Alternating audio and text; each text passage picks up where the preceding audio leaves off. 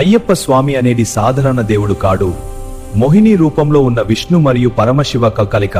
కేరళ రాజ్యంలో రాజశేఖర పంద్యానికి దొరికిన ఈ గుణాలు పెరిగి ధర్మంని కపదానికి అవతరమెత్తాడు. అయ్యప్ప స్వామి పులి మీడ సవరి చేస్తాడు. పులి అంటే కామం, కోపం, అహంకారం. మాల వేసుకుంటే మనం మన లోపల ఉన్న పులిని నియంత్రించడం నేర్చుకుంటాం. ఏనుగు అంటే బలం, ప్రహంకారం.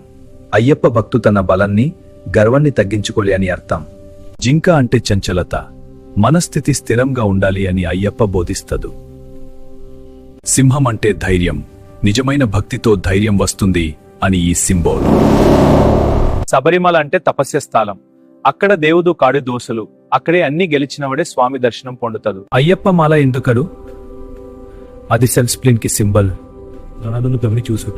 అయ్యప్ప మాల వేసుకుంటే మనం దేవుడిని మర్చిపోకుదాన్ని కాడువారు, మనం మనల్ని మర్చిపోకుదాన్ని.